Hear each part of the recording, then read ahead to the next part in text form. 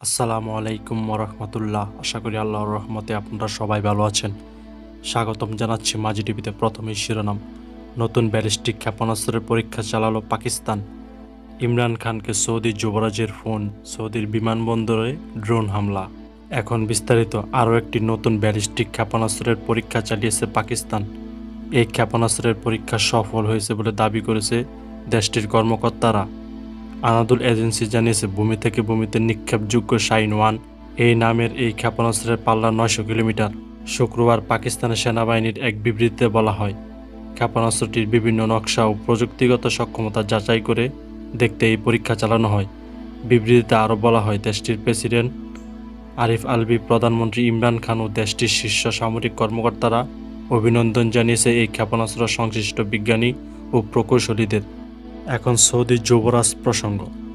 পাকিস্তানের প্রধানমন্ত্রী ইমরান খানকে ফোন করেছে সৌদি যুবরাজ মোহাম্মদ বিন সালমান। সোমবার করা এই ফোনে দুই নেতার মধ্যে দ্বিপক্ষীয় আলোচনা হয়। এর জন্য ইমরান খানকে সৌদিতে আমন্ত্রণ জানানো হয়। এদিকে পাকিস্তানের প্রধানমন্ত্রী ইমরান খান সৌদির নেওয়া সবুজ উদ্বেগ এবং সবুজ মধ্যপ্রাচ্যের উদ্বেগের প্রশংসা করে একটি চিঠি লিখেছেন। খবরদার ডনের। প্রধানমন্ত্রীর কার্যালয়ের খবরে বলা হয়েছে, সৌদি যুবরাজ ফোন করে ইমরান খানের স্বাস্থ্যের বিষয়ে খোঁজখবর নেন এবং তার দ্রুত আরোগ্য কামনা করেন। ইমরান খানও সৌদি যুবরাজের মঙ্গল কামনা করেন। তিনি সম্প্রতি একটি অস্ত্রোপচার করিয়েছেন। প্রধানমন্ত্রী ইমরান খান তার চিঠিতে লিখেছেন, আপনারা এই মহামারী থেকে নিরাপদে আছেন জেনে আমরা খুবই আনন্দিত। এছাড়া আপনারা যে সবুজায়নের উদ্যোগ নিয়েছেন তা খুবই সময়োচিত উদ্যোগ, যা প্রকৃতিকে রক্ষার ক্ষেত্রে ব্যাপক ভূমিকা রাখবে। তিনি লেখেন, টেকসই উন্নয়নের জন্য সবুজ বিপ্লবের কোনো বিকল্প নেই। এই সময় ইমরান দুই দেশের মধ্যে সৌন্দর্যপূর্ণ সম্পর্কের বিষয়ে জোরারোপ করেন।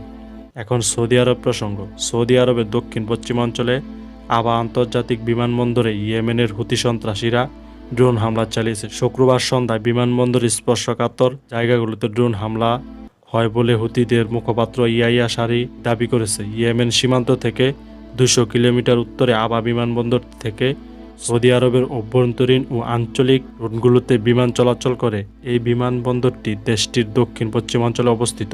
হুতি বাহিনীর দাবি, এই হামলায় কাসেফ-2 ড্রোন ব্যবহার করা হয় এবং সেইগুলো অন্তত নিখুঁতভাবে লক্ষ্যবস্তুতে আঘাত হানে। ইয়াইয়া সারি বলেন, সৌদি আরব গত ৬ বছর ধরে ইয়েমেনের সরকারকে যেভাবে সাপোর্ট দিচ্ছে, সেই কারণে তারা এই জবাব দিয়েছে এবং লাগাতার এইভাবে সৌদি আরবের উপর তারা হামলা করবে।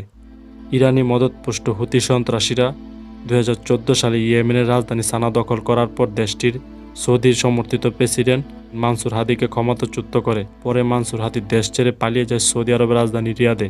এরপরে ইয়েমেনের গৃহযুদ্ধে হস্তক্ষেপ করে সৌদি সামরিক জোট। জাতিসংঘ জানায়, গত ৪ বছর ধরে এই যুদ্ধে অন্তত ৬,৮০০ বেসামরিক লোক নিহত এবং ১০,৫০০-এরও বেশি আহত হয়েছে।